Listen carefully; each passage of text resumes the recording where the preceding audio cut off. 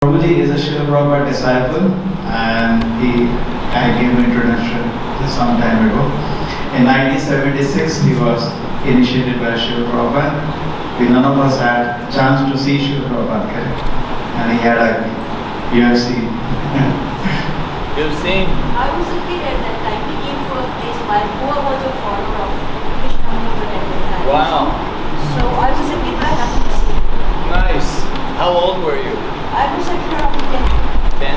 That feeling was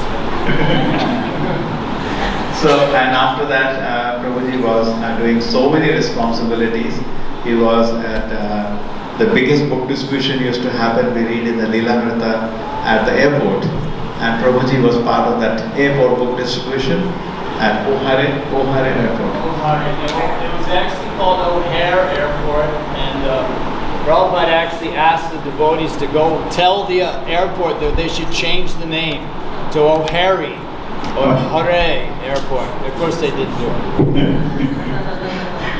Then after that, Prabhuji was also in charge of preaching in Australia. And then he has been, in my memory, he's now back to Mayapur. He is in charge of preaching in Mayapur. As director of preaching of Mayapur program, and is very actively involved. And he was very happy that this small thing we did, where we don't know any one of them. And interesting thing I can tell you a little is that many of them we have not met. First time I'm meeting them. Right. And they already are teaching. They have become teachers for our program. Anybody like to introduce little bit Prabhuji, how you came? One person who came to know, yes? I'm not teaching yet, but coincidentally I got the message to enroll for online Bhagavad-Gita class. No, loudly. Okay,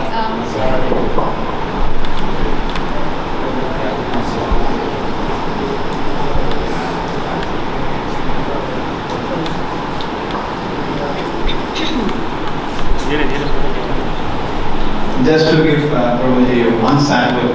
Yes, no, it sounds good.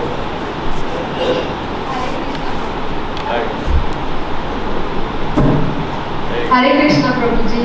I coincidentally got a WhatsApp message saying that there is 18 days class. Yeah, I can hear you. 18 days class conducted by ISKCON, and I just happened to enroll, and then after that it was like an addiction.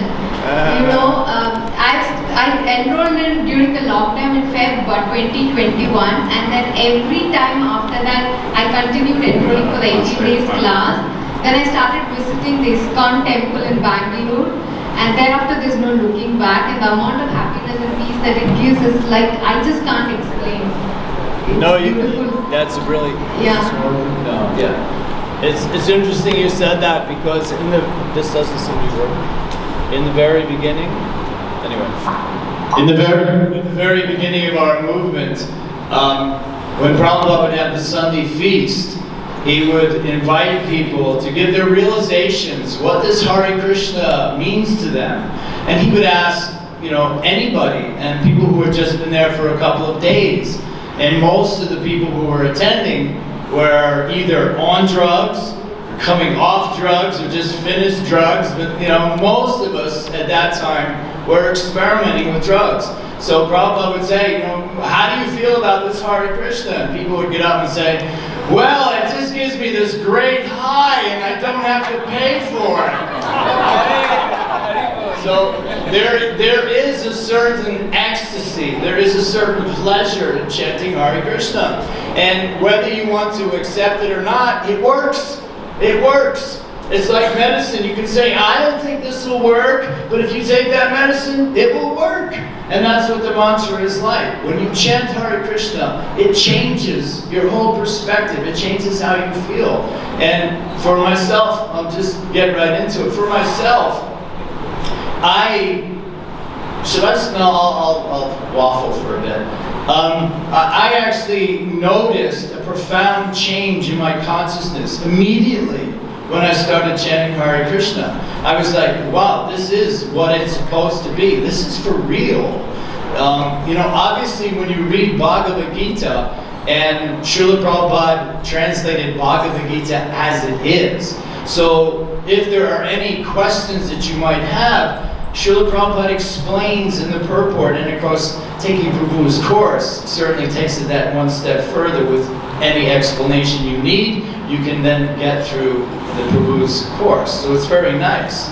But the first time I got a Bhagavad-Gita, and it started to make sense to me, and I was reading it, and I was a very unhappy person. I shouldn't have been unhappy. I'm growing up in America. I'm like the all-American boy. I don't know if you've ever heard that expression, but I played sports. I had girlfriends. I was like, you know, I'm on the fast track to happiness. And it never happened for me. I'm in university, and I'm like, I don't get this. You know, is this all there is? I didn't want to be any kind of thing. I just wanted to be happy, and I wasn't.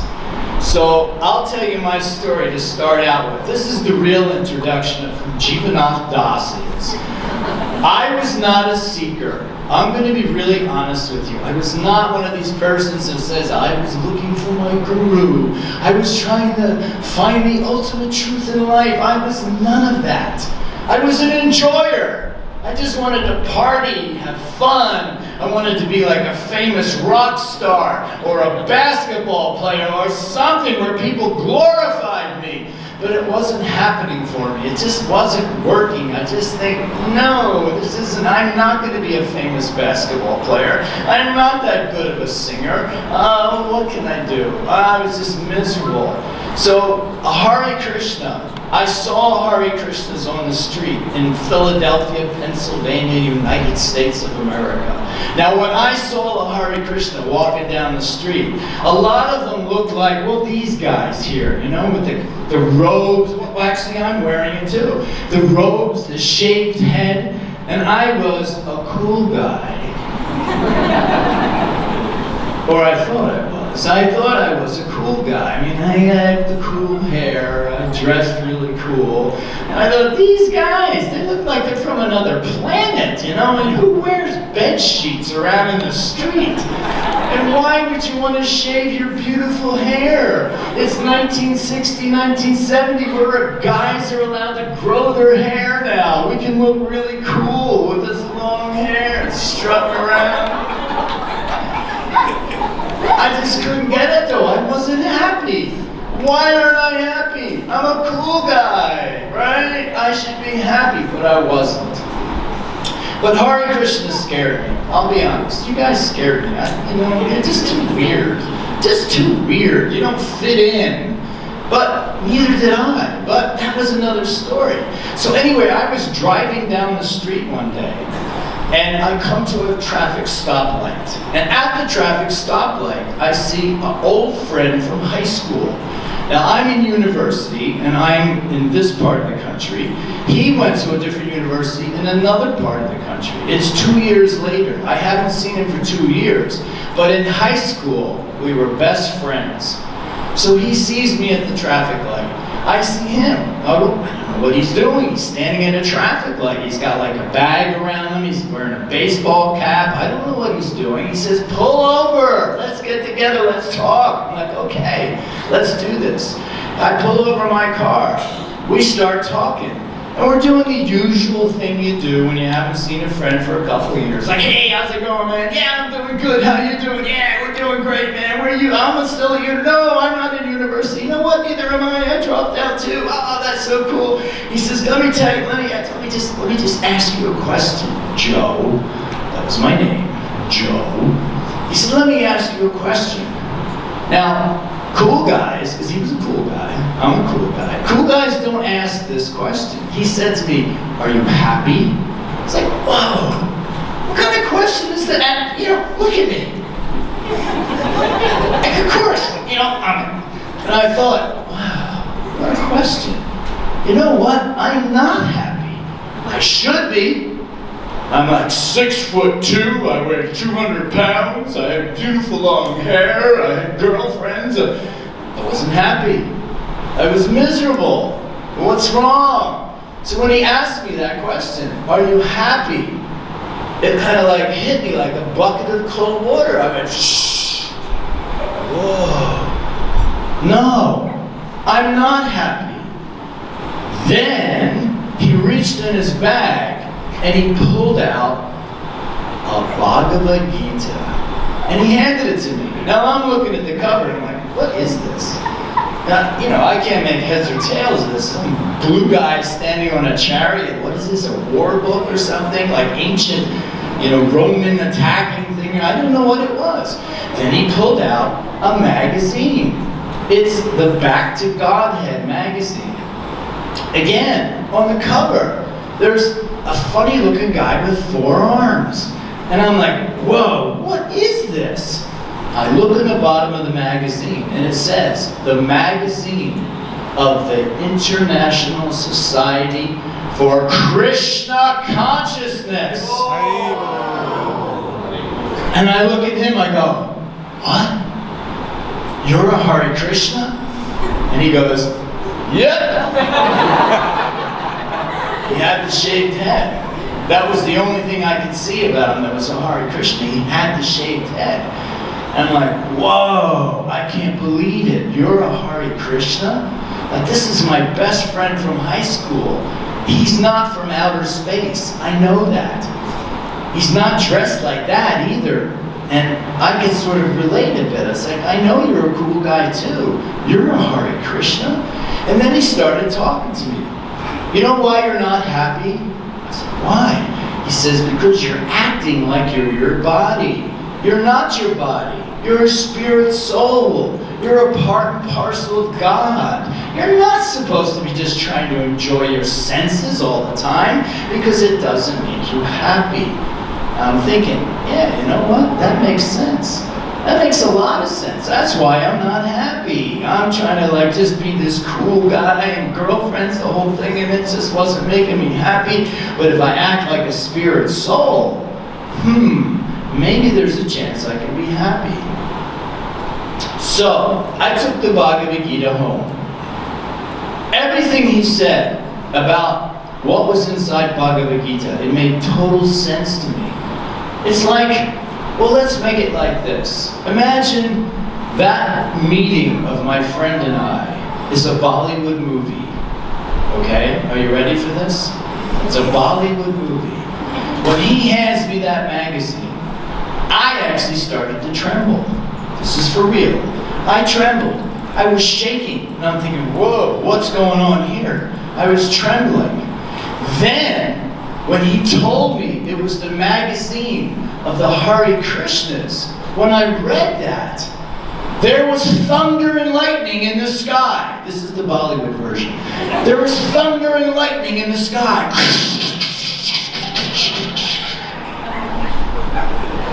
I heard voices in the sky singing. Remember, this is Bollywood version. You gotta go with this for me. And I was just like amazed. All the answers and all the questions that you could have were being answered by this devotee. And he told me, if you go home and read this Bhagavad-Gita, everything will become clear. So I did. I took it home. It took me 3 days. I read it and read it and read it and read it. And every single thing I read was like, wow, wow. And it got louder. Wow, wow. I was just, my mind was blown. I was like, this is just incredible. Why isn't everybody a Hare Krishna? Why doesn't everybody know about this? This is incredible stuff, this Bhagavad-Gita as it is. I was so impressed. So after 3 days, I decided to go visit the temple. He told me where it was, and I thought, they have in America what they call a Sunday feast.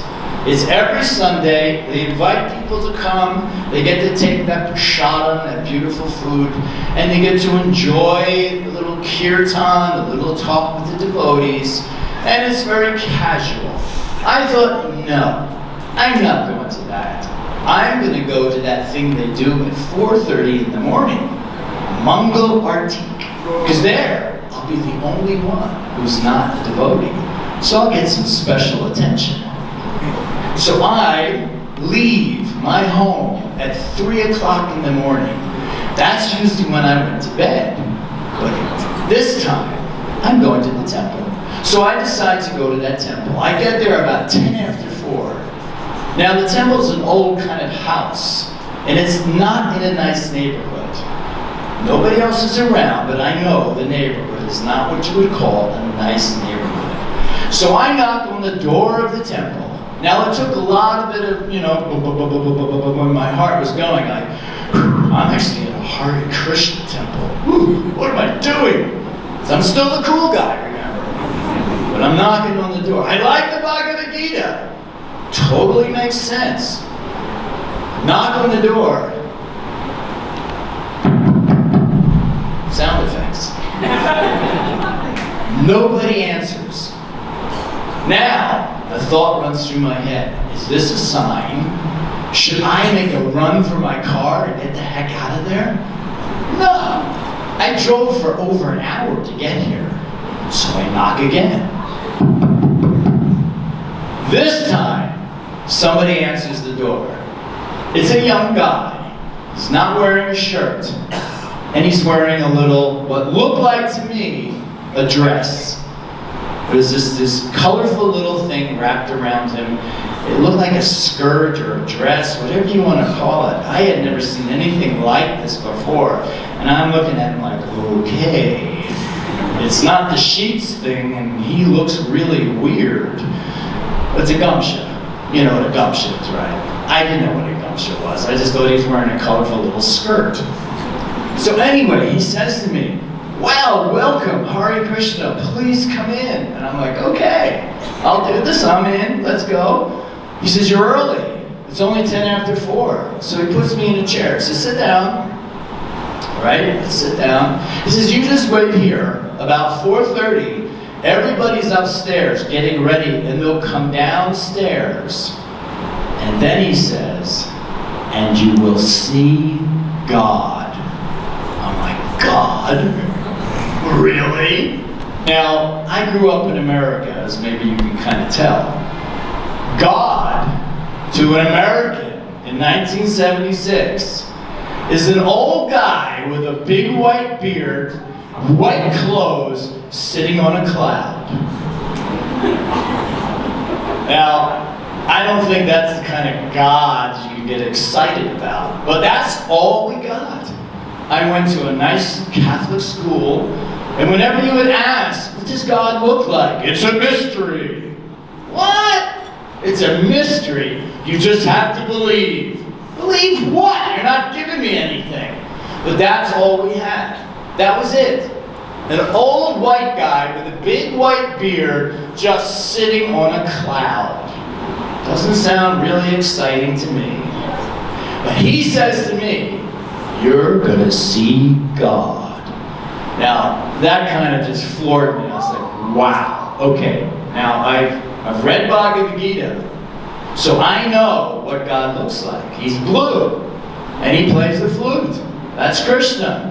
I'm ready for this. This is going to be amazing to actually see him. I don't know quite what he means by you will see God. But everything else is so far out, so amazing, I'm just, okay, all right. So he says, sit in this chair, and he brings me out a little white cup. Now in this little white cup is a little brown ball. A brown ball in a white cup. Now this little brown ball is oozing with juice. It's dripping inside the cup. I can see it. And I'm looking at this thing. It looks like a golf ball, but it's brown. And he says to me, don't touch it. Okay, I don't want to touch it anyway. It's kind of like dripping everywhere. He says, now take the cup and pour the ball in your mouth. I'm like, I don't think so. He goes, no, trust me, you'll enjoy this. Take the cup and pour the ball in your mouth. All right, everything is so far out, let's do this. So I pour that ball in my mouth. Whoa! It was a glove jumping. My first bit of prasadam is a glove jumping at 4:15 in the morning. And I'm thinking, I love the Bhagavad-Gita. I love this food that they eat. This is how they eat at 4 o'clock in the morning? I'm okay with all of this. This is fantastic. So I'm sitting there waiting.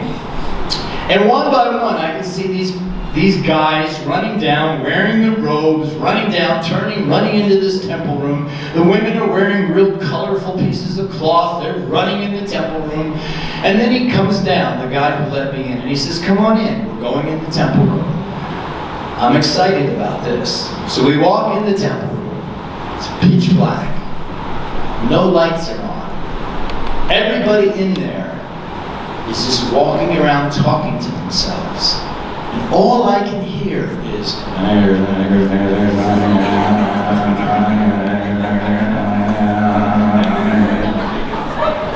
I don't know what this is. What is this?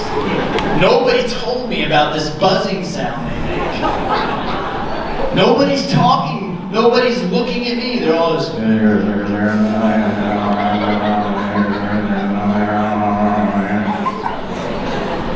like, what? This is just getting better and better.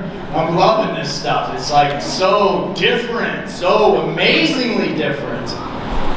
Then I hear something that I've never heard before.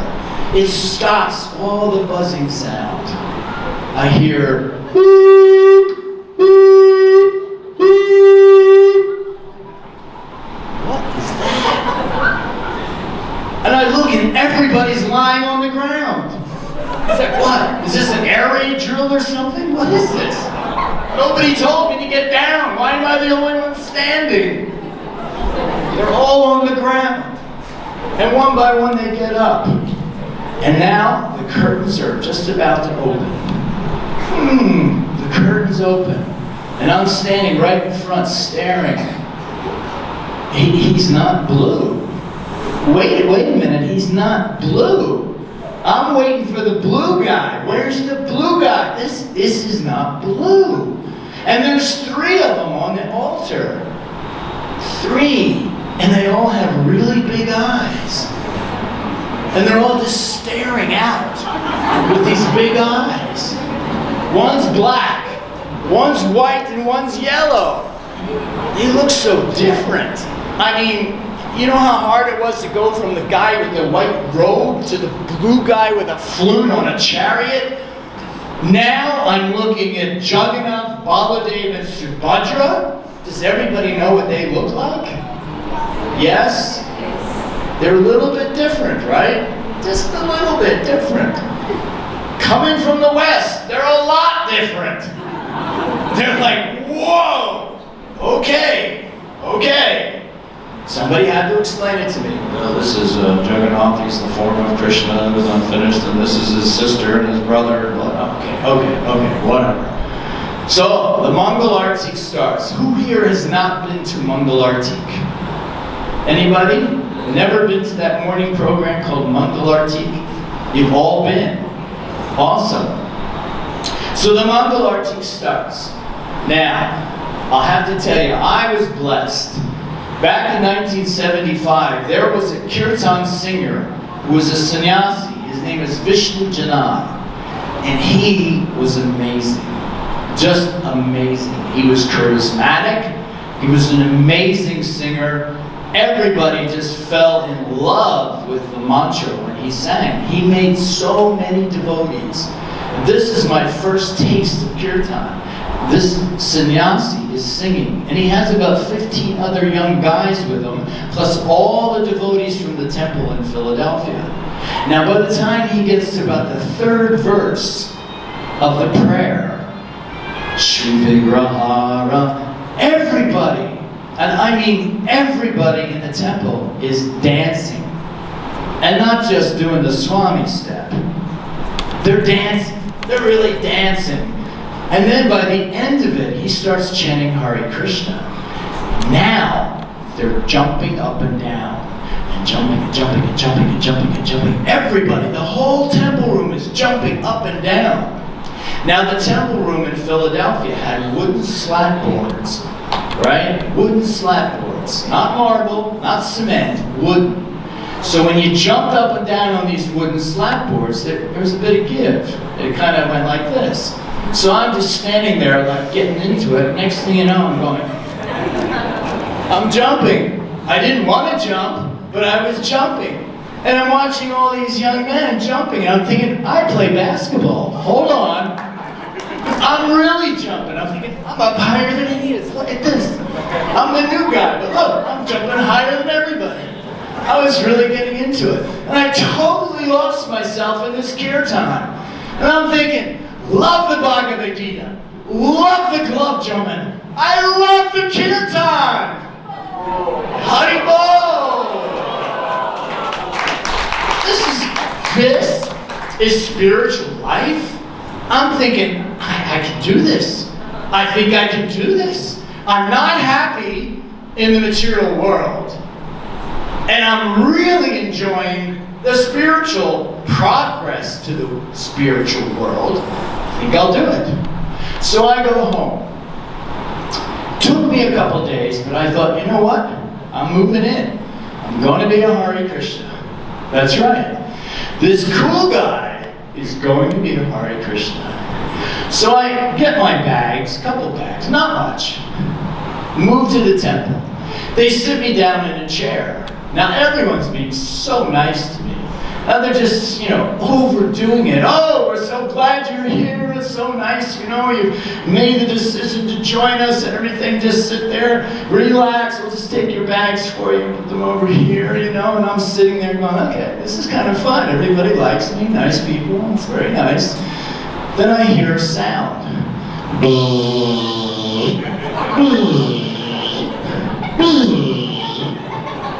Whoa, whoa, whoa, whoa. What's going on? Oh, we're just going to shave your head. I just moved in. I mean, don't I get like a little grace period where I can change my mind or something? No. You're a Hare Krishna now. It's like, okay. I'm a Hare Krishna. I guess I am. So I'm feeling my nicely shaved head. Whoa, it's all buzzed. There's like just a little bristle there. But wait, you missed a big piece in the back. What's with that? Did he forget? What's going on? There's a whole big clump in the back. Oh, it's a Sika. Interesting. Oh, everybody has them. Okay, well if everybody has them, then they don't look weird. We all have them. Okay. Thought I was the only one that had one. So I'm feeling pretty good. Now I'm going to tell you, I become a Hare Krishna. That's August 1975 on a Friday. Now, the next day is a Saturday. Now in America, Saturday is a special day for book distribution, which is how the movement really spread all around the world, is through Srila Prabhupada's books. Because generally when somebody is looking for some knowledge, looking for the truth, Prabhupada's books will supply that. So there was a very important service that all of us were given back in the 70s, is to distribute Srila Prabhupada's books. So the first day I move in the temple, I get shaved up. The second day, they say to me, how would you like to go out on book distribution?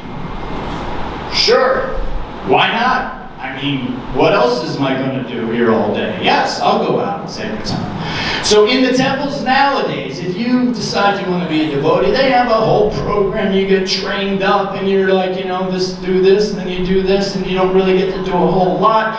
I got to go out and do the service that Prabhupada called the most important one on the first day that I'm in the temple. So I get into a van. It's early in the morning, 9 o'clock. I'm in a van with 5 other guys that I just met the night before. Kind of a little shy. Not really, I wasn't shy. But I'm in the van with people I don't know. And they drop me off outside in the van. He says, get out here, Joe. Okay, here's your bag. It's got books in it. They gave me a little bucket. It had candies in it to sort of sweeten the people I meet before I give them the book.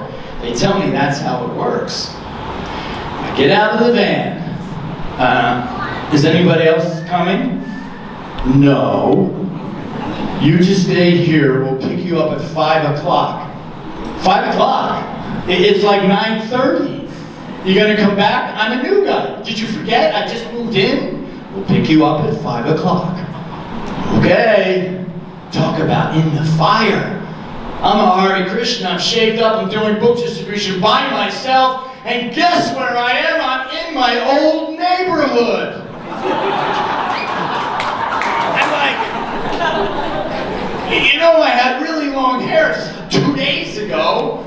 Now I'm standing on a street corner in my old neighborhood. Everybody coming down the street knows me. Joe, what are you doing? And because when you first come to Krishna consciousness, you get a little bit excited about this new, amazing everything. So you're really fired up. I was so fired up. I'm like, hey, I'm a Hare Krishna. And they're like, Joe, are you okay? Are you all right? Did they kidnap you? I go, no. It's just an amazing process to get to know God. I'm so happy I found this. Here, have a candy. So while they're eating the candy, I said, hey, let me give you a book. I pulled out a book. It was called Journey to Other Planets. Ooh. They would ask me, they said, what's in the book, Joe? I say, I don't know. I just joined yesterday. Do you have any other books? Sure. Beyond Birth and Death. Don't ask. What do I know? I'm a new guy. But I'm excited. I did so many books that day. I don't know whether it's just because I had this beginner's luck or I was just so excited to be a Hare Krishna. And of course it didn't hurt that I kind of knew everybody. So everybody was taking books and giving donations. It was so nice. I was handing the candies out. So then we go back to the temple. I'm having a blissful time. That was really fun, you know, spiritual life. I love the Bhagavad-Gita. Love the club jumpings, love the kirtan, and I love book distribution for Srila Prabhupada. Am I lucky or what? So the next day in the temple, now here's what they used to do. They would read out the scores of all the distributors, and they'd start at the bottom. You know, like they say, Bhakta 3 books, and everybody go, hey, Jai. And it started going up and up. But they weren't cheering so much. Still got sort of to the top. Now I'm thinking, I know I did a lot of those books. I haven't heard my name yet. It gets to the second biggest distributor in the book, in the whole temple, and they say, Bhakta Joe! No, say Jai, ready? Bhakta Joe! Jai! And they said the number. And they said, Bhakta Joe, 285 books, Jai! And I said, no, it's Joe! But you can call me Jai if you want. And I was thinking, this is kind of fun. You know, everything about Krishna consciousness was fun. I was having fun being spiritual. I was having fun being a devotee. Now that was 46 years ago. 46 years ago. Now I'm almost 70 years old, and I'm still having fun. What does that tell you about the process of Krishna consciousness? And Prabhupada said, if you're not feeling ecstasy from practicing this Krishna consciousness, check what you're doing, because you're doing something wrong.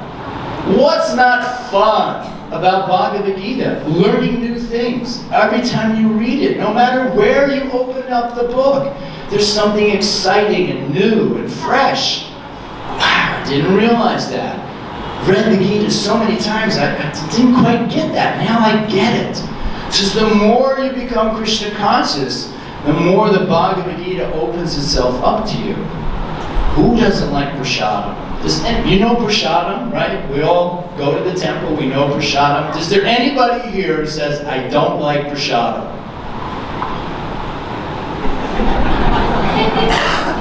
Because I was going to come off the stage and what do you mean, who doesn't? Everybody likes prasadam, right? Yeah? How about kirtan?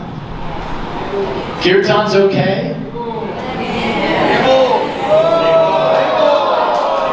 Mixed emotions. I don't want to put too much into it. One thing I did find in my Krishna consciousness that helped me quite a lot was enthusiasm. It really does help. The more you put in, and you've heard this, the more you put in, the more you get out. If you really want to experience the bliss of Krishna consciousness, put some energy into it. So, if the guy on stage tells you to say Hari Bol, say Hari Bol! That's how you do it. Now you can just sit there and go, Hari Bol. And what kind of spiritual buzz do you get from that? Nothing. But if you say Hari Bol! Don't you feel a little better when you do that? Exactly. So the more you put in, the more you get out. And that's how Krishna consciousness works. Now here in Mayapur is a very special place. Show of hands. First time in Sridham Mayapur. First time. Almost everybody. Wow. Now Mayapur is a very, very special place. Do we all know who Lord Chaitanya Mahaprabhu is? Yes. Now, he was here, right here, a little over 500 years ago. And his purpose was a few different reasons, but the main reason is to give everybody love of God. Easily. How easy is it? Mahaprabhu says, you simply do this. You chant Hare Krishna. Such an easy process. You don't have to meditate for thousands or millions of years in some weird position to get enlightenment. It's not about worshiping with everything you own. It's not about any of that. It's simply about chanting Hare Krishna. It's such an easy process. Is that true? Yes. Fair statement? Yes. Who here chants on their beads? Who here chants on their beads while looking at the computer? We're being honest here. Can't say I ever do that. No. Who answers their phone while they're chanting their japa? Who gets a Facebook message and has to see who it is in the middle of japa? Almost everybody reacts to that dinging sound on their phone. Ding! Gotta see who's that from? You're right in the middle of chanting good rounds. And Maya calls you. Slow down. You're getting a little too Krishna conscious. So that's one of the big obstacles. When we do things, we need to focus. Now, there's a story, and here is about Jivanath Swami Maharaj. Does everybody know who he is? He's an amazing devotee. Amazing. Here's somebody that should have given up a while ago. And here's somebody who does more than any of us. He's an amazing, amazing soul. Srila Prabhupada had some things to say about him. I'll let you find that out later. But one thing about him, he heard in a class one time, Srila Prabhupada said, when you're chanting your japa, and your mind is starting to take over a bit, chant louder. And how does that work? Let's think about this. I'm chanting Hare Krishna, Krishna, Krishna, Hare Hare. And it's kind of like a no effort, so easy, just kind of flows, nothing going on. And your mind is thinking, okay, he's easy prey. I can make him think about what he's going to have for lunch. I can make him think about the engagements he's doing later in the day. Did he pay the electricity bill? All these things can go running through your mind when you're chanting very nicely. But what if you raise your volume a little bit? So Jayapataka would walk around in the temple room going, Hare Krishna, Krishna, Krishna, Hare Hare, Hare Ram, Ram, Ram, Hare Hare. Now, back when I joined and when Jivanath joined, we all had to chant our rounds in the temple room. Nobody could go outside. So we'd all be in this tiny little temple room, and there would be Jivanath chanting at the top of his lungs. So the devotees got a little bit upset. I can't hear my rounds when he's around. So they went to Srila Prabhupada, and they said, Prabhupada, can you speak to Jivanath, because he's chanting so loud that nobody else can hear what they're saying. So they did that, and Jivanath was called in to see Srila Prabhupada. And Prabhupada says, so, Jivanath, I hear you are chanting very nicely. And Jivanath says, yes, Srila Prabhupada, I'm trying very hard. But I also hear that you are chanting very loudly. He says, yes, Srila Prabhupada. You once said that if the mind starts to disturb you while you're chanting, you should chant louder. My mind is always disturbing me, so I chant very loud. Prabhupada said, this is very good. But I think maybe you should chant in that beautiful park that's right next door to the temple. I give you permission to chant outside. So Jivanath would be outside of the temple, the only one allowed to do this.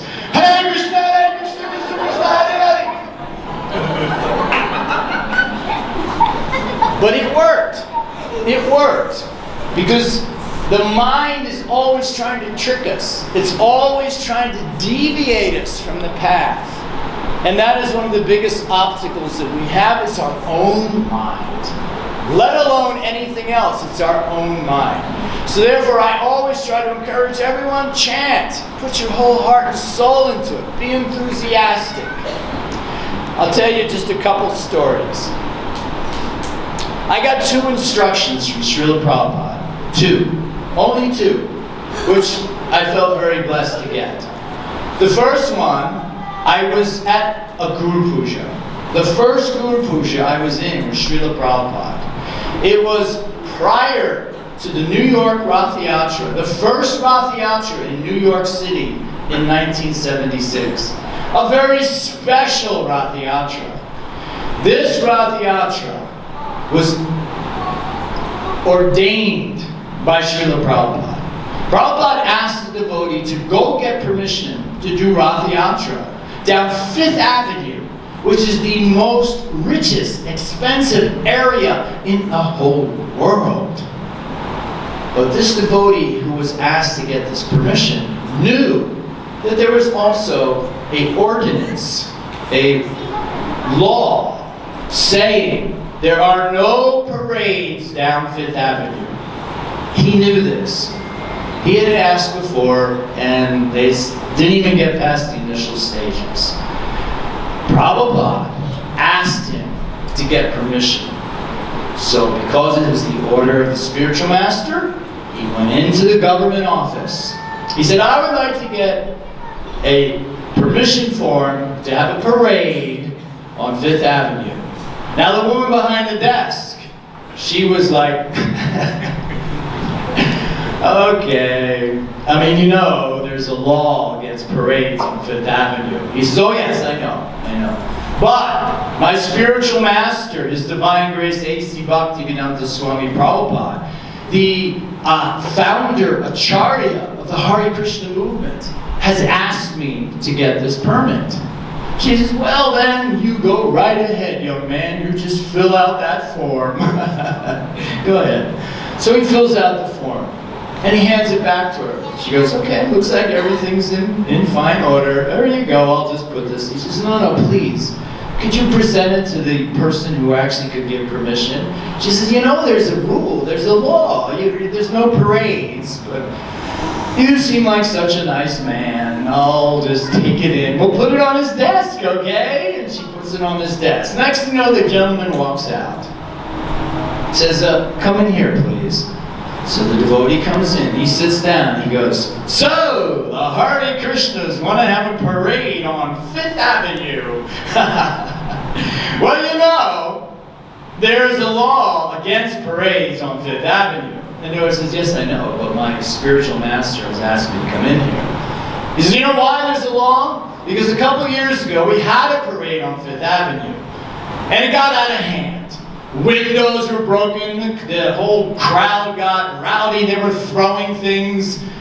You Hare Krishnas are pretty peaceful, right? I said, oh yes, we're very peaceful. We would never do anything like that. We're just going to be singing and dancing, there'll be flowers, a nice parade. Nobody would be doing anything like that. He goes, okay, yeah, I've seen you Hare Krishnas on the street chanting. I like it. It doesn't bother me. I kind of like it. Okay, let's see. Well, I filled everything in correctly. Okay. What else do you guys do? Oh, we're going to be serving wonderful vegetarian food for free. Everybody who comes will get some. You please come. We'll give you some as well. We'll even give you a special plate of special food, spiritual food. It's called prasadam. Because really, I've been thinking about being vegetarian. Okay. Really? How many days do you want this for? Oh, just the one. It's only for 3 hours, and that's it. You guys will like police yourselves? There'll be no problems? Oh, no problems. You know us. We're Hare Krishnas. We don't do things like that. Guy goes, oh, you know what? Hey, what the heck? I like you guys. Here's permission. Go for it. Now, when the devotee got the papers, he was like, took the paper, quickly got up. Thank you, sir. Thank you. Thank you. And he quickly got out. Went back to the temple. He goes, I've got to see Srila Prabhupada. They bring him into Srila Prabhupada. Now he's just ecstatic because he knows there was a law against this. But he got the permission. And he goes, Srila Prabhupada, I got the permission for the Rath Yatra on 5th Avenue. And Prabhupada went, yes. Somehow or other, Prabhupada knew that he would get this permission. He wasn't even a little bit excited. It was just like, yes. So, that was the potency. So I'm there for this Rath Yatra. I'm about to be initiated the next day. But this is the morning of the Rath Yatra. Now this is the first time I've seen Prabhupada sitting on a Vyasa-san. Now Prabhupada, I hope you all know this, is a pure devotee. And when you saw him, you could feel he's directly from the spiritual world. He doesn't have all these sense-gratifying things that we have. He doesn't have desires to enjoy. He simply wants to do what Krishna wants him to do and to spread this Krishna consciousness movement. So I wanted to see Prabhupada up close and personal. Not from way back. I'm Bhakta Joe. I'm way in the back. This is the biggest event in the Hare Krishna movement, this Rath Yatra in New York City. The biggest event. Every single devotee from North America, and even some from South America, are there. Every single sannyasi that Srila Prabhupada had is there, carrying their dandas. Now, around Srila Prabhupada's Vyasa-san, there are 25 sannyasis carrying their dandas. The next row, behind Srila Prabhupada, temple presidents, GBCs, Sankirtan leaders, famous book distributors, and then in the back is me, way in the back, like from here to there, because that's as big as the temple was. And I couldn't see Prabhupada at all. All I could see was devotees and sticks up in the air. But I did tell you I played sports, right? Remember that from the beginning? I played sports. Now, especially basketball. And basketball is all about positioning. So to get good positioning in basketball, you learn to throw hip checks and you learn to throw elbows. So I thought, okay, I'm going to commit some offenses, okay, but I'm going to see Srila Prabhupada. So I started pushing my way through devotees. This is a guy, a Bhakta Joe, he's a nobody knows who I am, and I'm going through the crowd like this. I finally make my way to almost to where the sannyasis are. And I said, okay, you've gone this far, you still can't see Prabhupada. All you can see is these guys' heads and sticks. So I thought, they're sannyasis, you're supposed to have some respect. I had respect, but I'm pushing them out of the way. So I started working my way through the sannyasis.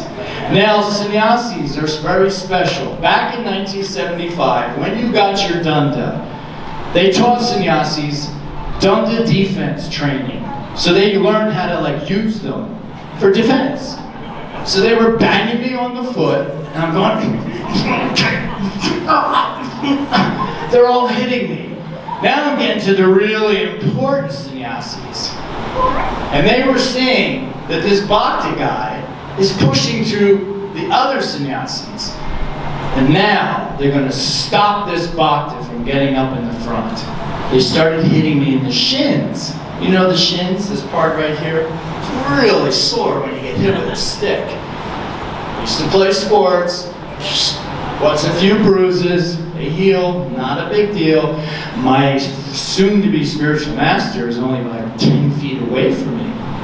So I started taking the hits and pushing through the sannyasis. I get right up front, this close to Srila Prabhupada. And I'm just standing there. Prabhupada's looking, he's got his eyes closed, and he's playing cartels. And he's singing, he's chanting, and this is just ecstatic. I'm this close to Prabhupada, a pure devotee. And I'm just watching it, and I'm standing there.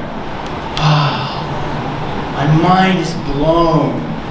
And Prabhupada opens his eyes, and he looks at me. He looks right at me. This goofy big guy standing right in front of him, staring at him. And he looks me in the eye and he goes, like that. What are you doing standing there? What he was thinking is, what are you doing standing there? You just made so many offenses to sannyasis, you're up front, you're going to stand there? Dance! So I did. I started jumping up and down in Prabhupada, and he smiled. I was like, okay. So Prabhupada gave me that instruction. And now, does everybody know what the word parampara means? It's handed down, the knowledge. Srila Prabhupada instructed me. I am going to instruct you. When you are in kirtan, you should... One more time. I'll give you a second chance. When you are in kirtan, you should... Exactly. Thank you. Remember that. Chant and... Chant and... Twice as good. Alright, so that was my first instruction, and I just passed it on to you. Chant and dance kirtan all the time. Your knees are hurting. You don't feel well. You can go like this. You're 20 years old and you're fired up. You can really go for it. You're 65 and you're like, this is really painful. Just go like this. What's the problem? But what you don't want to do is go... Right? It's not chant and be a statue. It's chant and... Alright. I love that. Dance. We don't say that in America. We say dance. Okay. My second instruction, and this happened the next day. As a young fella, I played sports. Right? And I wanted a cool nickname. I didn't like the name Joe. I wanted a cool name like Spike or Tiger or something where you just, there's Spike, man. I never had that name. So I thought, when I take initiation from Srila Prabhupada, he's going to give me a name. It's going to be a good name. And I'm going to be really proud and happy. Now, I'm sitting in front of Srila Prabhupada. He hands me my beads. And he says, your name is Jivanath. Now, Jivanath, Jiva means spirit soul. And Nath means Lord. So, Lord of all spirit souls. Right? So inside, I'm going, woo, yeah! I'm having a party. I like my name. I love my name. Jivanath, Jivanath, Jivanath. That was only for a second, though, inside. But for me, it felt like a real good party. And then Prabhupada looked at me, and he looked me right in the eye. And he went, Das. Oh. Servant. of the Lord of the Spirit souls. Like, don't forget who you are. You're the servant. The servant.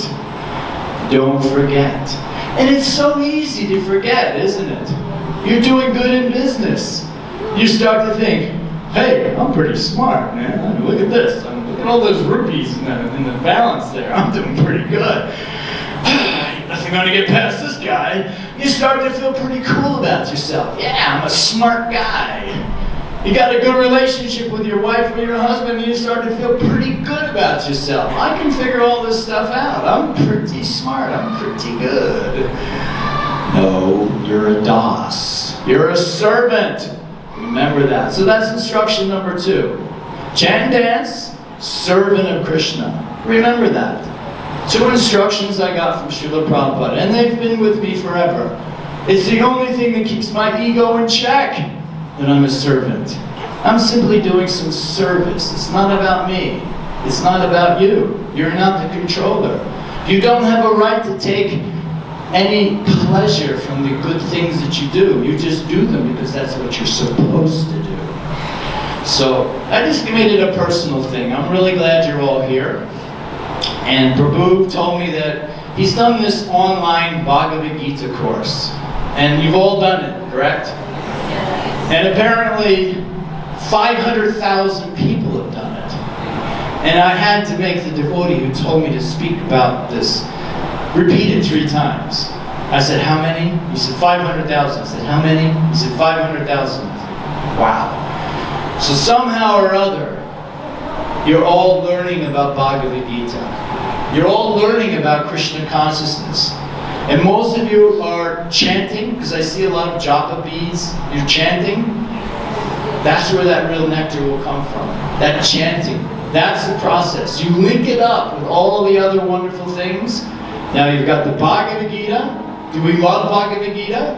Yes. Do we love Prasadam? Yes. Do we love Kirtan? Yes. What else is there? That's pretty much the spiritual life right there. You got Bhagavad-Gita, so you got the knowledge. You're fulfilling your stomach and everything else with beautiful prasadam that's been offered to Krishna. What can go wrong there? And finally, when you ate too much and you want to dance it off in Kirtan, go right ahead. You chant, Hare Krishna! Hare Krishna! Be ready for this, because you knew it was coming. I hope you knew it was coming. Right? This is how we end. We end with a little bit of energy. Okay, I give up. Stand up. Stand up. This is the way it's got to roll. Stand up.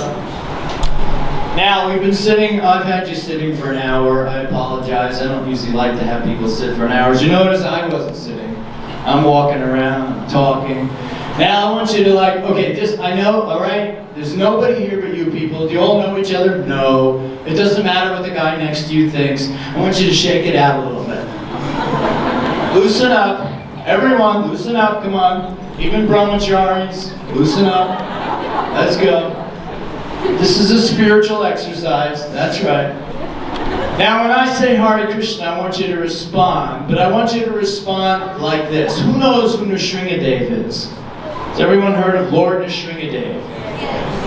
There is a beautiful, beautiful, beautiful Murti in our temple of Lord Nrsingadev. Now when Lord Nrsingadev came out of the pillar to protect Prahlad, he came out of the pillar and went, roar. No, he did not. He came out of the pillar and went, roar!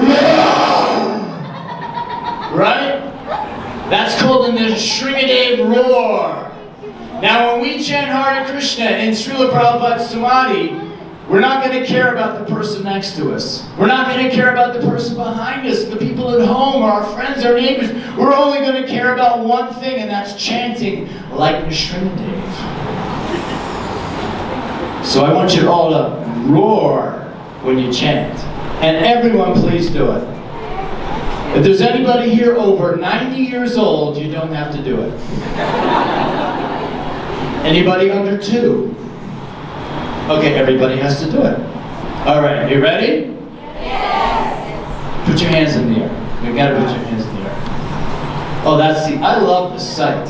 There's nothing like seeing devotees with their hands in the air, getting ready to go, Hare Krishna! Hare Krishna! Okay. On the stage at the TOBP, devotee there, Amoga Leela, was the MC, and he stole one of my lines. I told him, I said, where'd you get that? He said, no. I said, it was from me. My line. Keep your hands up. Come on, you're just sitting the whole time. It's not that big of a deal to go like that.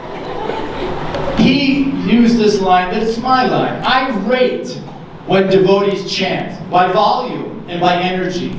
1 out of 10. Does everybody understand? Like the Olympics, they hold the cards up when they do something. 10! That was perfect! 10! I love it! That was like a 4. You understand where I'm going with this? That was a 4. Let's shoot for the 10. 10 means you yelled Hare Krishna as loud as you've ever yelled it in your entire life. Your entire life. Are you ready? Yes! Don't sound ready. Yes! Hare Krishna! Hare Krishna! That was really good. No, I'm serious. That was really good. But it was only like an 8.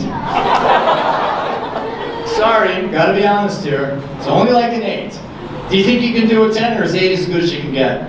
You tell me. 8's good, you're happy, sit down, or 10, let's go for it. Alright. Yeah, that's it. I see her actually doing it. Hands up. Are you ready? Yes! I'll do it without the mic. Alright? Hare Krishna! Hare Krishna! Hare Krishna! Krishna Krishna! Krishna Krishna! Hare Hare! Hare Rama! Hare Rama! Hare Rama! Rama Rama! Rama Rama! Hare Hare! Srila Prabhupada ki! Bhagavad-Gita as it is ki! Srila Mayapur ki! Nitai Gaura Premanande! Thank you so much. You can sit down now. Thank you. Hare Krishna.